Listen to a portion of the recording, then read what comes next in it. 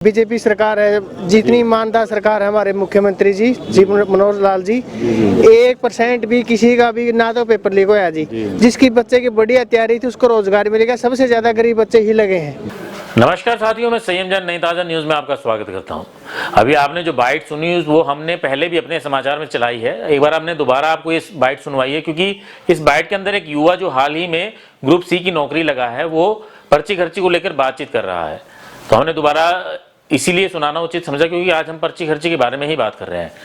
साथियों, पिछले कुछ सालों से हरियाणा के अंदर पर्ची और खर्ची को लेकर काफ़ी चर्चाएं होती हैं। जब भी किसी सरकारी नौकरी का रिजल्ट आता है तो पर्ची खर्ची की चर्चाएं जोर पकड़ लेती हैं।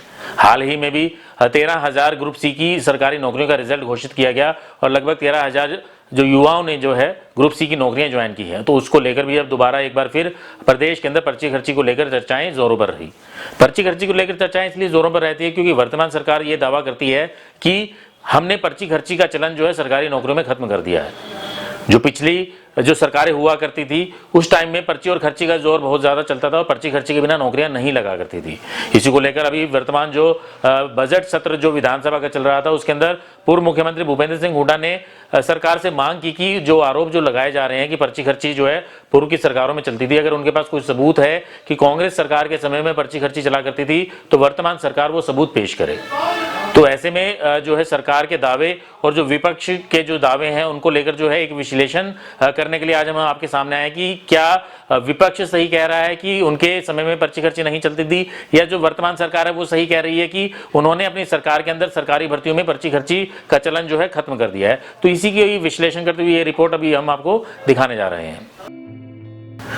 तो हम विश्लेषण कर रहे थे कि हरियाणा सरकार सही कह रही है कि जो पूर्व की सरकार है, पूर्व मुख्यमंत्री हैं वो सही कह रहे हैं। तो हम आपको बता दें कि सरकारी कामकाज और सरकारी नौकरियों की भर्ती में मनोहर सरकार द्वारा पारदर्शिता तो बरती ही गई है। इसीलिए प्रदेश के हर गली मोहल्ले में यह चर्चा आप सुनते होंगे कि हरियाणा में अब वो दिन लग चुके हैं जब पर्ची खर्ची की बात हुआ करती थी। जनता अब खुद महसूस कर रही है कि उन्हें सरकारी कामकाज करवाने और सरकारी नौकरी पाने के लिए ना तो किसी की सिफारिश की और ना ही किसी को खर्ची देने की जरूरत पड़ रही है। लेकिन इसके बावजूद पूर्व मुख्यमंत्री भूपेंद्र सिंह हुड्डा विधानसभा में सवाल खड़ा कर रहे हैं। हमारा मानना है कि विधानसभा में इतना बड़ा सवाल उठाने से पहले पूर्व मुख्यमंत्री को अतीत के पन्ने पलटकर जरूर देख लेना चाहिए। क्या उन्हें नहीं पता कि सरकारी नौकरियों में पर्ची खर्ची की वजह से ही प्रदेश के एक पूर्व मुख्यमंत्री जेल की हवा खा चुके हैं। पूर्व मुख्यमंत्री भूपेंद्र सिंह यह अच्छी तरह से जानते हैं कि धांधली की वजह से ही न्यायालय द्वारा उनके कार्यकाल में कई सरकारी नौकरियों को रद्द कर दिया गया था, जिनमें न्यायालय द्वारा की गई टिप्पणियां भी पूरी तरह से सब कुछ स्पष्ट कर देती हैं। जहां तक बात है युवाओं को सरकारी नौकरी देने की, तो इस मामले में पूर्व मुख्यमंत्री भूपेंद्र सिंह हुड्डा वर्तमान मुख्यमंत्री मनोहर लाल के सामने काफी पीछे खड़े होते नजर आते हैं। अगर एक नजर डाली जाए तो वर्ष 2005 से 2014 के बीच कांग्रेस सरकार अपने 10 वर्षों के कार्यकाल में प्रदेश में कुल 86,067 सरकारी नौकरी देने में ही कामयाब हो पाई थी, जबकि वर्तमान मनोहर लाल सरकार अपने 9.25 साल के कार्यकाल में प्रदेश में करीब 1,20,000 युवाओं को सरकारी नौकरियां दे चुकी है। हाल ही में मनोहर लाल सरकार ने प्रदेश में 13,000 युवाओं को ग्रुप सी और डी में सरकारी नौकरियां दी हैं। पिछले दिनों इन 13,000 पदों के नतीजे घोषित होते ही प्रदेश की जनता खुद समझ गई कि अब पर्ची खर्ची की प्रथा का समूल नाश हो चुका है, क्योंकि यह सरकारी नौकरियां योग्य और गरीब परिवारों के बच्चों ने ही हासिल की है। इससे संबंधित प्रदेश के कई वीडियो भी वायरल हुए थे जिनमें लोग खुद पूर्व की सरकारों में पर्ची खर्ची की प्रथा का सबूत देते नजर आ रहे हैं। अब आपको यह बता देते हैं कि योग्य लोगों को मनोहर लाल उनका हक देने में आखिर कैसे कामयाब हो पाए हैं।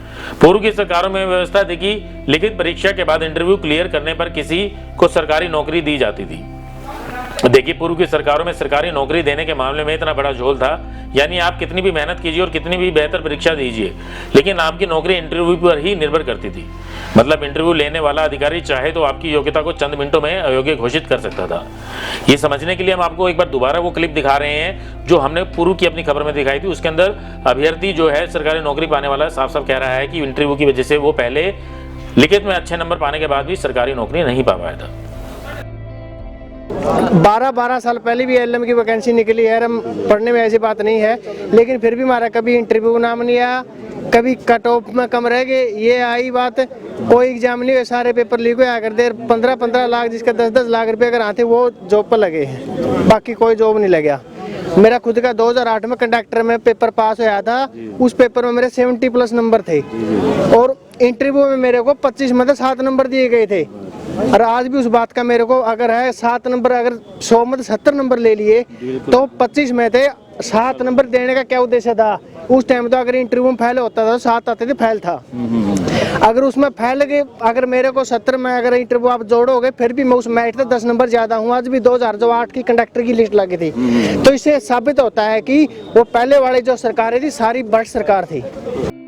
अब आप अच्छी तरह समझ सकते हैं कि इस व्यवस्था के पीछे एकमात्र कारण पर्ची खर्ची ही हो सकता है। इस पर्ची खर्ची का पूरी तरह से समूल नष्ट करने और योग्य व्यक्ति को उसका हक देने के लिए मुख्यमंत्री मनोहर लाल को सरकारी नौकरियों की भर्ती प्रक्रिया में काफी बड़ी परिवर्तन करने पड़े हैं। भर्तियों में पारदर्शिता लाने के लिए मनोहर लाल सरकार ने CET यानी कि कॉमन पात्रता परीक्षा की शुरुआत की। इसके साथ ही उन्होंने ग्रुप C और D में नौकरियों में इंटरव्यू सिस्टम खत्म कर दिया। इतना ही नहीं, मनोहर लाल सरकार ने ग्रुप C और D के कर्मचारियों का कॉमन कैडर भी बनाया है। अब बात करते हैं ठेकेदारी प्रथा की। पूर्व की सरकारों में भी विभिन्न सरकारी विभागों में ठेके पर कर्मचारी काम करते थे। इन कर्मचारियों को अक्सर सरकार और ठेकेदारों पर शोषण करने का आरोप लगाते देखा जाता था, क्योंकि ठेकेदार द्वारा ना तो उन्हें तय समय पर वेतन दिया जाता था और ना ही तय वेतन दिया जाता था। इसके अलावा भी कोई अन्य सुविधाएं नहीं दी जाती थी। कई बार सुनने में आता था कि ठेकेदार ने EPF का पैसा भी जमा नहीं करवाया है। सरकारी विभागों में ठेके पर सेवाएं दे रहे कर्मचारियों को ठेकेदारों के शोषण से बचाने की पहल सबसे पहले मनोहर लाल सरकार ने ही की। ठेकेदार प्रथा को खत्म करने के लिए मनोहर लाल सरकार ने कौशल रोजगार निगम का गठन किया है। विभिन्न विभागों, बोर्ड और निगमों में ठेकेदारों के माध्यम से काम कर रहे 1,08,000 कर्मचारियों को कौशल रोजगार निगम में लाया गया है। इसके अलावा 18,000 कर्मचारियों की नई भर्तियां सरकार ने निगम के माध्यम से की हैं। निगम में आने के बाद कर्मचारियों को समय पर वेतन मिल रहा है। EPF और ESI के लिए श्रम बोर्ड के लाभ भी दिए जा रहे हैं।